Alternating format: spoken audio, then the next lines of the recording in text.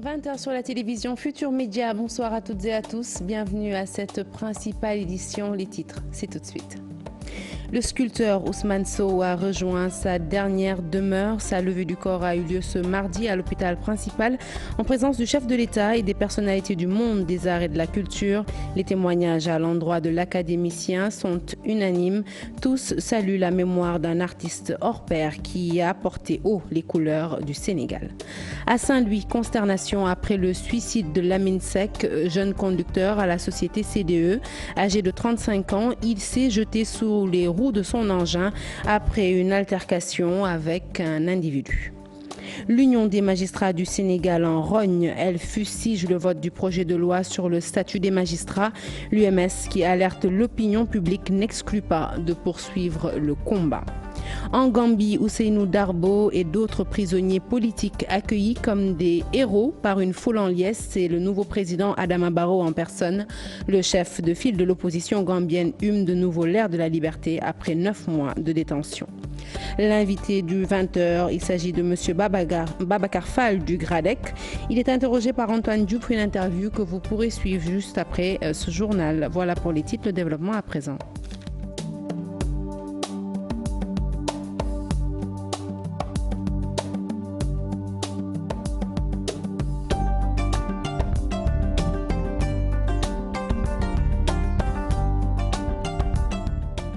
Bonsoir à tous et je vous l'annonçais tout de suite en titre, Ousmane Sow a rejoint sa dernière demeure, dernier hommage rendu à l'artiste ce mardi à l'hôpital principal. La cérémonie de levée du corps a eu lieu en présence du chef de l'État Macky Sall et des personnalités du monde des arts et de la culture. Retour sur des moments empreints d'émotion mais aussi de tristesse, compte rendu signé Ibou Diouf.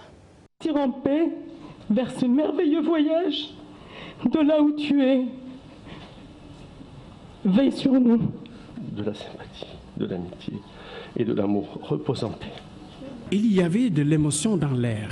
Une foule composée en majorité d'hommes de culture et de personnalités politiques. Ici, le génie créateur de l'artiste Ousmane Sow magnifié, non pas à travers une exposition de ses œuvres, cette fois sa levée du corps. Ousmane Sow quitte les siens, mais reste immortel. Et vous dire à quel point j'aimais, je respectais, j'admirais cet homme qui est l'honneur de son pays et l'honneur de notre continent. Et il appartient à l'universel. Quelqu'un qui avait beaucoup de talent, beaucoup de caractère et beaucoup de personnalité. Un créateur qui s'inspirait de la création. Et c'est très important. J'ai demandé moi-même à l'occasion du 15e sommet de la francophonie de novembre 2014 ici à Dakar, de rendre hommage à cette grande figure de la création contemporaine. Un parterre d'hommes de culture. Ils ont connu l'académicien des arts et apprécient ses œuvres. Et moi je suis content d'avoir fait partie d'une génération qu'il a honorée de son vivant. Cela fait 2 ans de suite que nous l'honorons sur les Champs-Élysées. Pour te dire au revoir. Un grand homme, pas uniquement par la taille ou par l'œuvre, mais un grand homme par le cœur nous a quittés. Ousmane Sow quitte son monde, un vide, un géant de l'argile et de la créativité s'en est allé. Il n'y a pas une ville ou un pays qui ne cherche pas les œuvres de Ousmane Sow. Aujourd'hui, je pense que son œuvre, comme l'a dit tout à l'heure Monsieur le Président de la République, doit être regardée, protégée et finalement nous inspirer à continuer sur cette voie que Ousmane a tracée. Le maire de Besançon vous fait savoir qu'il va proposer à son prochain conseil municipal qu'on donne une rue, qu'on appelle une rue de Besançon, la rue Ousmane Sow. Ousmane Sow quitte la scène artistique, laissant derrière lui un riche héritage. L'artiste repose depuis ce mardi au cimetière de Yoff. Et nous restons avec cette cérémonie de levée du corps. Les artistes, à travers des témoignages, ont rendu un hommage à l'académicien. Tous parlent d'un homme humble, un génie de la créativité, un artiste qui a dignement représenté le Sénégal, mais aussi le continent africain. Écoutons les témoignages toujours au micro d'Ibou Diouf. C'est une perte immense, pas seulement pour le Sénégal, c'est pour toute l'humanité. Et je pense que Ousmane Sow avait des traits de caractère qui sont vraiment exceptionnels. Sa réputation mondiale n'a jamais affecté l'humain qu'il était. Et moi, ce que je retiens de lui, vraiment à côté de son immense talent, c'est l'homme tout simple. Un père spirituel qui a su dompter la création, dompter l'art au Sénégal et dans le monde entier. Un artiste qui a su véritablement montrer que l'art africain existe. Aujourd'hui, nous sommes très tristes parce que nous sommes perdus un grand homme. Mais nous perdons pas d'espoir parce qu'il nous a laissé quand même un héritage extraordinaire qui va rester gravé éternellement dans nos mémoires. Ousmane Sow était un homme humble, discret et très calme. Malgré toute sa puissance, c'était quelqu'un de très calme aussi. Ousmane, non seulement par sa taille, il est grand, par son œuvre, il est très grand. Mais je crois que également, je pense qu'on peut faire un témoignage sur Ousmane, mais il ne faut jamais oublier sa compagne. Et je crois qu'on dit toujours que derrière un grand homme se cache une femme. Et il se trouve que Béatrice, je l'ai vue en certains mois avant même de connaître Ousmane, j'ai vu tout ce qu'elle faisait en arrière-plan. On n'est pas là pour parler des autres, mais Ousmane, ce que je peux dire, c'est seulement sa simplicité. C'est quelqu'un qui pouvait être abordé par n'importe qui et pour tout le monde, il pouvait s'arrêter et composer, discuter, etc. Nous avons perdu un grand homme. Nous avons perdu un monument. Et ce que je voudrais surtout dire, c'est l'importance de la culture. La culture est fondamentale. Elle est le ciment de tout. Et jusqu'à présent, c'est la culture, je crois, qui depuis l'indépendance nous a donné le plus grand bonheur. Et Ousmane Sow fait partie de ce bonheur. Ousmane Sow est un visa, comme Senghor était un visa, comme Cheikh Anta Diop était un visa. Et je crois que nous avons perdu un grand monsieur et nous ne pouvons que prier et nous rappeler que la priorité doit être donnée à la culture. di ko jaal ñëpp di ñaan ci barke ki mu amul kudul moom mu di Seydina Muhammad sallallahu alayhi wa sallam yàlla xaare ko àjjana ci biir xaare ko àjjana ci biti ñu ñaan bismillah wa sallama taslima subhana rabbika rabbil izzati amma yasifun wa salamun ala al mursalin walhamdulillahi rabbil alamin. كل نفس بما كسبت رهينة كل نفس بما كسبت رهينة. Repose en paix, l'artiste à Saint-Louis. Un jeune de 35 ans s'est donné la mort de manière atroce. Lamine Seck, c'est son nom. Il est conducteur d'un engin à la société CDE. À la suite d'une altercation avec un autre de ses collègues, il s'est tout simplement jeté sous les roues de son engin après l'avoir mis en marche. Une mort très douloureuse selon les témoins de la scène. Compte rendu Ousseynou Diop à Busek. Un jeune de 35 ans du nom de Lamine Seck s'est suicidé dans le quartier Léona à Saint-Louis. Conducteur de son état dans l'entreprise CDE, il s'est donné la mort avec son propre engin en se jetant sous les roues. Arrivé à notre hauteur, il a subitement quitté l'engin et il a laissé la voiture passer sur tout son corps. Et tous les habitants du quartier sont sortis. Un drame qui a plongé tout le quartier dans l'émoi et la tristesse. Selon les voisins de la victime, Lamine Seck était un homme pieux et sans histoire. Le comportement que je peux dire, c'est un gosse qui est très correct. Correct. Il n'était pas violent? Pas du tout, pas du tout. Inoffensif. Très correct. Oui, correct. Ça, c'est vraiment ce que je peux dire. La mort du jeune Lamine Seck est dure à expliquer selon les témoins. Seydi Sow, seul témoin du drame, a du mal à s'exprimer. C'est dur à expliquer. Excusez-moi. Le corps de la victime a été évacué à l'hôpital régional de Saint-Louis. L'enquête suit son cours pour élucider les circonstances de ce drame. Du côté de l'entreprise CDE, les employés.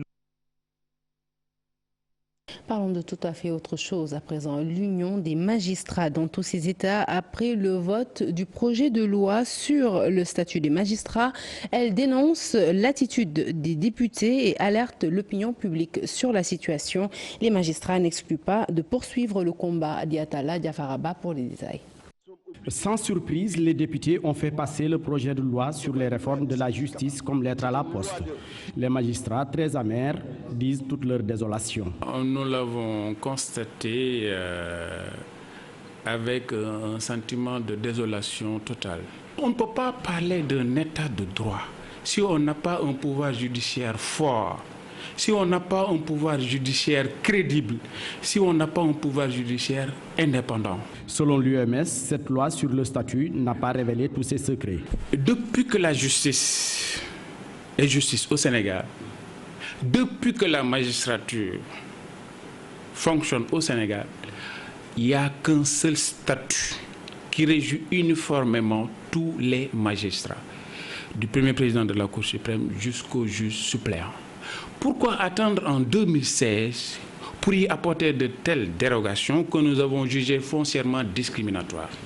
C'est ça que nous dénonçons. Moi, j'estime qu'il faut qu'on revienne à l'orthodoxie. Après le vote, les magistrats mettent les députés devant leurs responsabilités pour avoir pris une décision impopulaire selon l'UMS. Je tiens tout simplement à rappeler encore une fois qu'ils ont endossé une responsabilité historique d'avoir adopté un texte pour l'imposer aux magistrats. Ce texte, on l'a dit et redit, va fragiliser la magistrature. L'opinion publique doit le savoir. Maguette Diop et ses camarades, loin d'abdiquer, comptent user de tous les moyens légaux pour obtenir justice. Ils l'ont fait, mais nous aussi, nous n'allons pas baisser les bras. Nous allons user de tous les moyens de droit qui seront à notre disposition pour que justice nous soit rendue.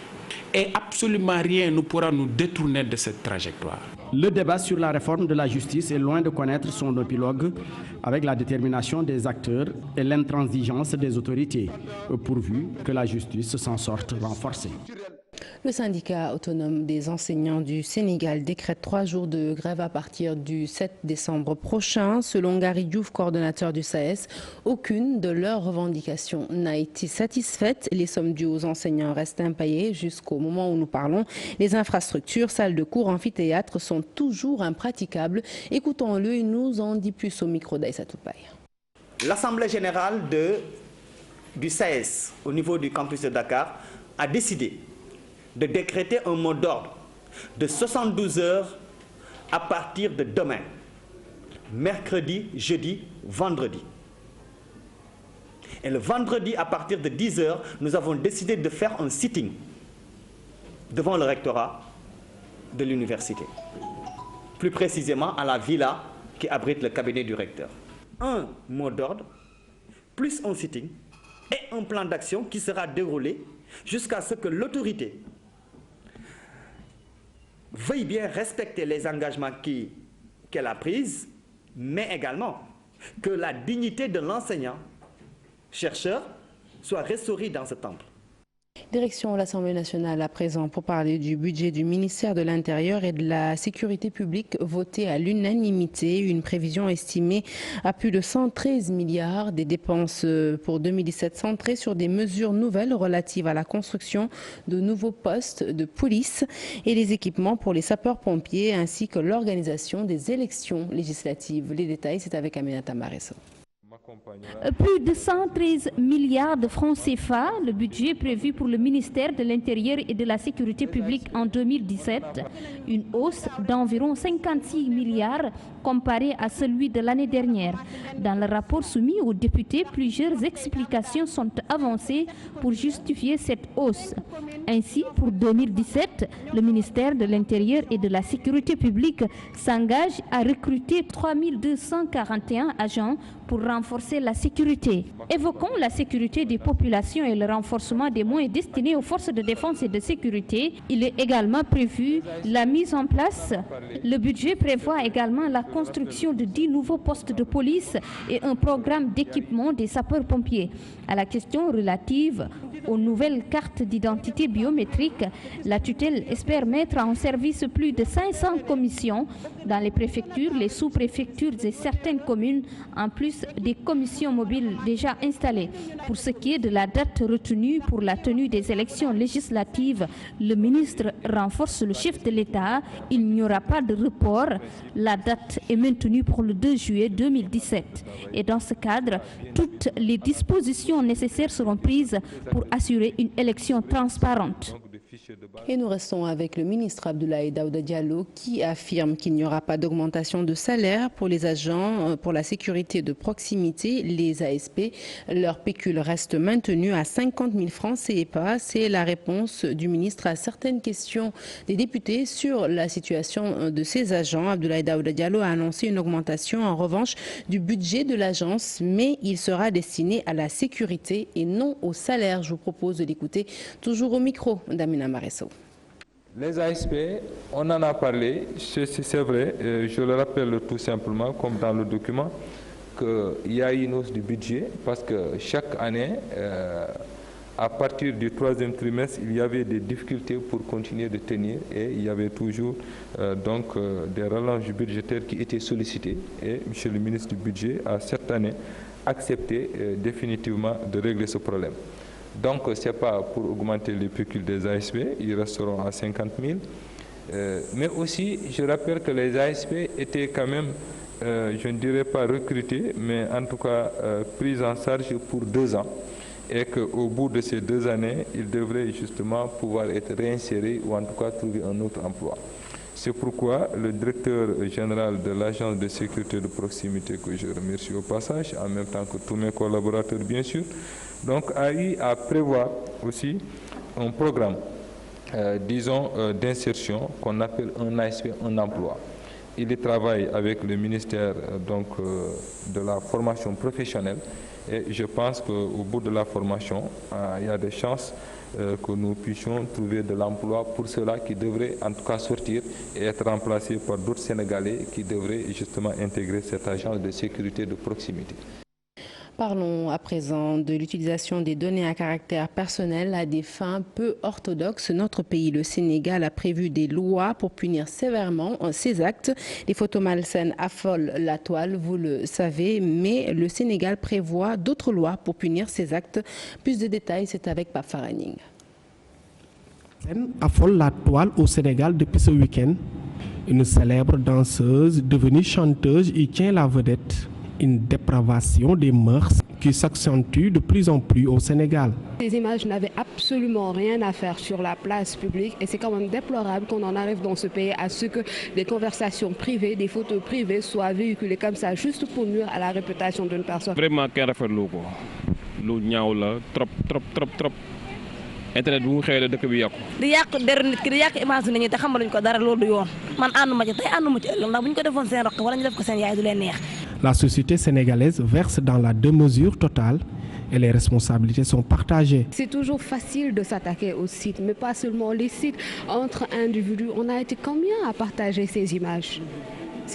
Pourquoi nous, personne n'a eu le réflexe de se dire non, je refuse carrément de partager ces images. Et pourtant, des peines sévères sont prévues par la loi sénégalaise à l'encontre des personnes qui divulguent des données à caractère personnel. Pour autant, les règles classiques peuvent les appréhender. Il y a un délit qui est assez général qu'on appelle le délit d'outrage aux bonnes mœurs.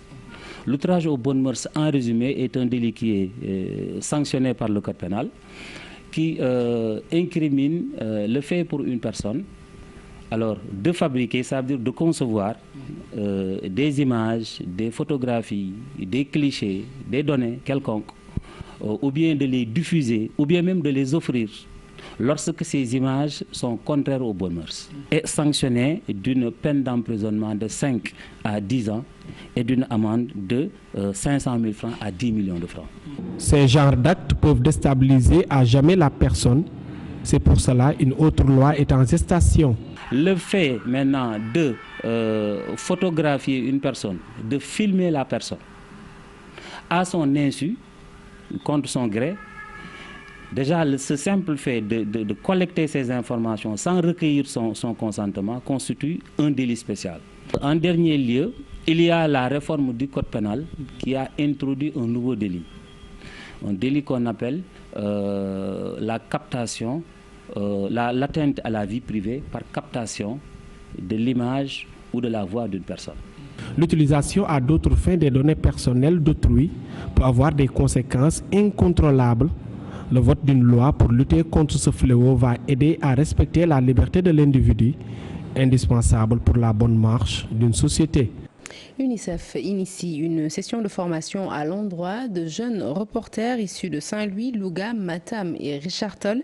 La Convention des jeunes reporters a accompagné les journalistes de l'Axe Nord pour qu'ils puissent, dans leurs pratiques quotidiennes, protéger les droits des enfants et leurs images. Selon le président de la Convention, les juges et procureurs se plaignent toujours de la manière dont l'information judiciaire est traitée par les journalistes qui ignorent souvent les droits des enfants. Pour y remédier, cet atelier a été initié. C'est un compte-rendu signé Ousseynou Diop et Abibsek. La Convention des jeunes reporters de Louga, Podor, Saint-Louis, Richard Toll et Matam a suivi des formations sur le respect des droits de l'enfant et le droit à l'image en partenariat avec l'UNICEF. Dans plusieurs organes de presse, les hommes des médias ignorent le droit de ces enfants. Ce séminaire est venu à son heure pour mieux outiller les journalistes dans les différentes régions du Sénégal. Le traitement de l'enfant dans les médias pose parfois problème.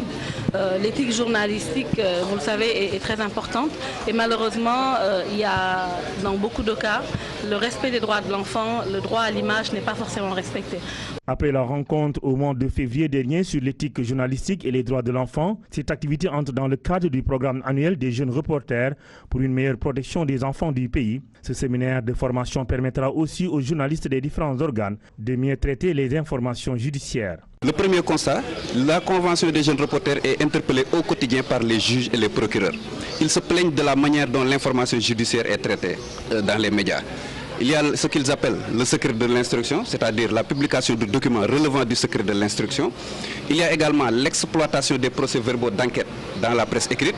Pour éviter aux journalistes certains procès liés au non-respect des droits des enfants et de l'éthique journalistique, l'UNICEF compte renforcer la capacité des jeunes reporters dans tous les pays pour mieux traiter les questions liées aux enfants. Encore une fois, c'est d'arriver à outiller les journalistes de sorte qu'ils puissent, dans leur pratique quotidienne, parler des droits de l'enfant, ne pas seulement faire de l'enfant un objet médiatique, comme l'a dit ce matin la coordinatrice de la CAP. Cette rencontre de 3 jours sera une occasion pour les jeunes reporters des différents organes de mieux jouer leur rôle pour parler des droits de l'enfant dans leur pratique quotidienne.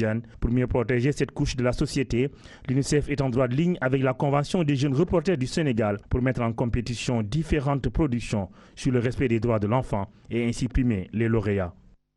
Recrudescence de la violence occasionnant des meurtres. Le professeur Abdelaziz Kébé en appelle à la responsabilité des parents et des médias notamment.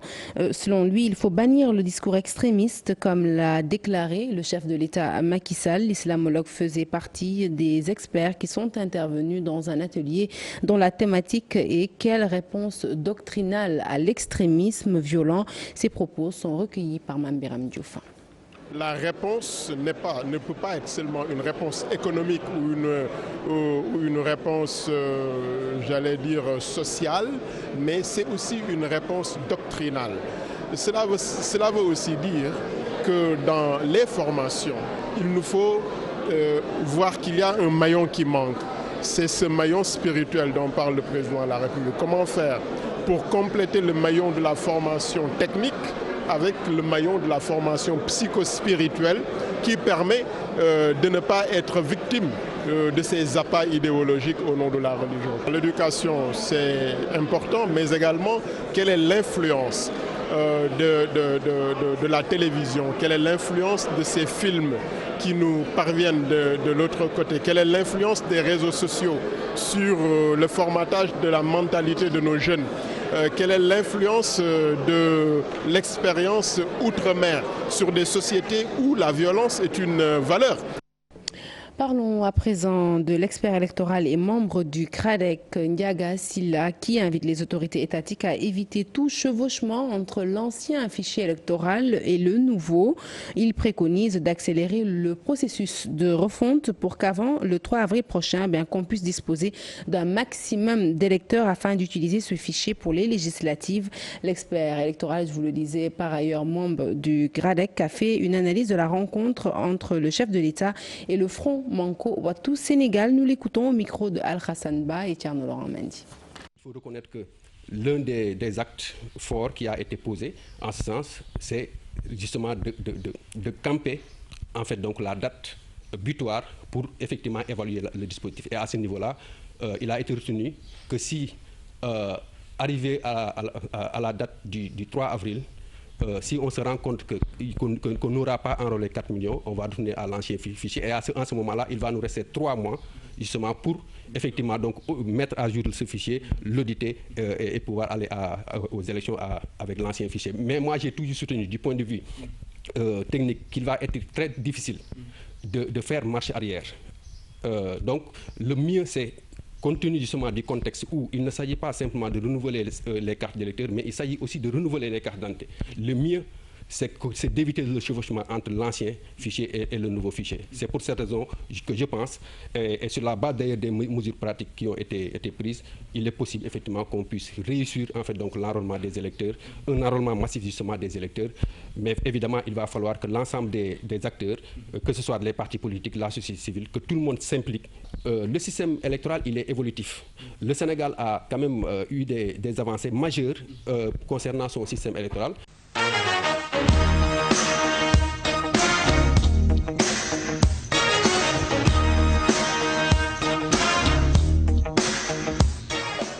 L'actualité sportive que nous démarrons tout de suite avec le handball. L'Angola, hôte de la Coupe d'Afrique des Nations, part favori dans la finale du tournoi prévu ce mercredi. C'est du moins ce qu'estime Moustapha Kamara, ancien international et actuel entraîneur de l'ASC Médina, qui n'exclut toutefois pas un exploit des Lions du Sénégal malgré leur premier face-à-face perdu. Nous l'écoutons au micro de Cheikh Sadibou Diarra. Mais Angola,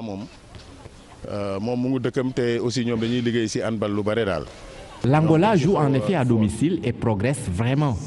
Le Sénégal était mieux loti il y a 10 ans, mais plus maintenant. Les Lions peuvent néanmoins gagner car il n'y a pas de logique dans le sport. Battues en phase de poule de plus de 11 points, elles ne doivent pas s'avouer vaincues lors de la finale. Les Angolaises partent quand même grandes favorites car les Sénégalaises sont novices à ce stade de la compétition. Prions pour que la victoire nous revienne. Et qu'elle gagne, c'est tout le mal qu'on leur souhaite. Nous croisons les doigts pour cette équipe qui nous donne beaucoup de bonheur depuis le début de la compétition. Parlons à présent des violences notées après les matchs de Nawetan qui sont à l'ordre du jour à Ouakam. Dans la commune, plusieurs personnes ont subi la furie de groupes de jeunes qui ont saccagé magasins et véhicules avant d'en piller les marchandises. Les populations très en colère demandent la suspension de toute activité sportive dans la zone jusqu'à nouvel ordre. Tierno Laurent Mendy pour le reportage. À Ouakam, vendeuses de poissons, propriétaires de véhicules et vendeurs de fruits sont dans le désarroi. Leur surprise fut grande ce matin au petit réveil. Le constat amer, leurs étals détruits et leurs marchandises volées.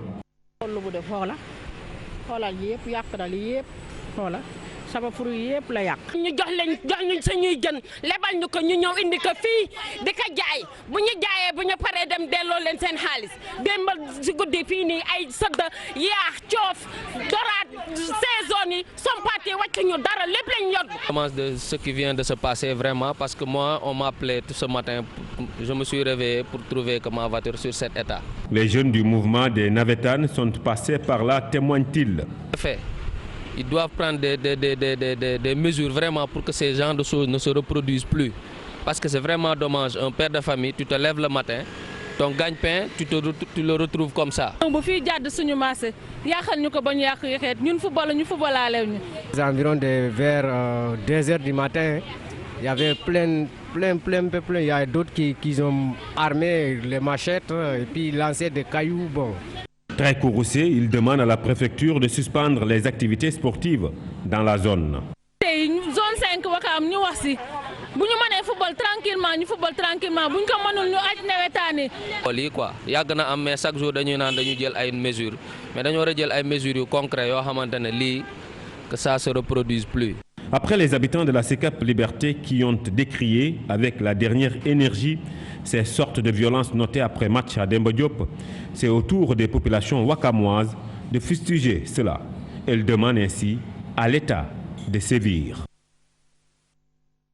Je vous l'annonçais en titre, hors de chez nous, un vent de changement souffle en Gambie après la défaite historique de Yaya Jammeh. Ousseynou Darboe, principal chef du parti de l'opposition, ainsi que ses camarades issus également de l'opposition, ont été libérés après 9 mois de détention. Le leader de l'UDP a été accueilli à son domicile par une foule en liesse et par le nouveau président Adama Barrow en personne. Envoyés spéciaux à Banjul, Barkaba et Khalingaye. C'est une immense foule en délire qui est venue prendre d'assaut le domicile d'Ousseynou Darboe après 9 mois de détention à la prison de Mile 2. Le leader de l'UDP et 18 autres membres de son parti avaient été arrêtés en avril dernier suite aux manifestations réprimées par le pouvoir du président Jammeh. Adama Barrow, le nouveau président gambien, est venu aussi assister personnellement à la libération des ex-détenus. À leur arrivée, c'est l'explosion de joie dans une cohue indescriptible.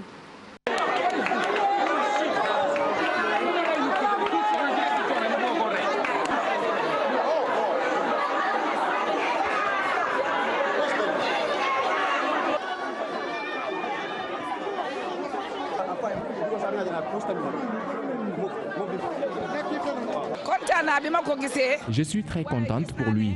Quand je l'ai vu, j'ai constaté de suite qu'il a perdu du poids.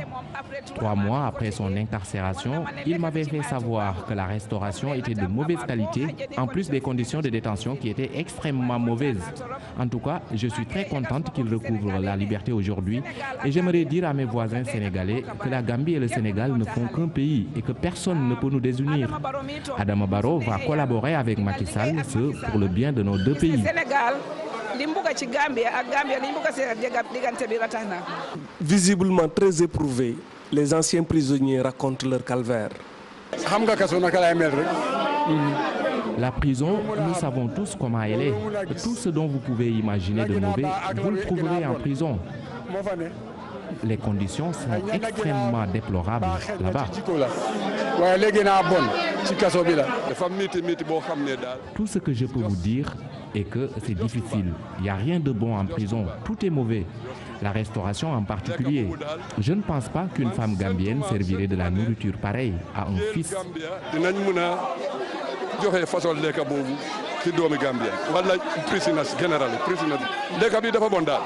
Après un aparté avec Ousseynou Darboe, le président Barrow quitte son domicile sous les vivas de la foule.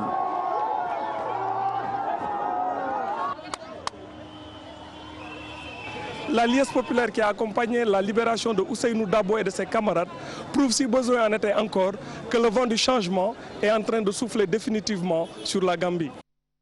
Merci à Barkaba et Khaline Ndiaye sur ces belles images de cette foule gambienne en liesse. Nous vous disons au revoir. Fin de ce journal. Merci de l'avoir suivi. Prochain rendez-vous de l'information, le tout en images à 0h. L'info qui continue sur votre site www.igfm.sn. Et tout de suite, je passe le témoin à Chérif. Chérif, bonsoir. Bonsoir, Sarah Et Cissé. surtout, que nous vaut autant d'élégance ce soir. Mais préparatifs du Gamou oblige. Naturellement. Vous ne sentez pas cet air de Gamou qui flotte un peu? Je l'ai bien senti lorsque tu as fait ton entrée dans le studio. Merci beaucoup, Sarah. Merci beaucoup pour toutes ces informations. Dans un instant, l'invité du 20h avec Antoine Diouf qui sera avec le secrétaire général du GRADEC, Babacar Fall. Il s'appelle Le temps d'un jingle.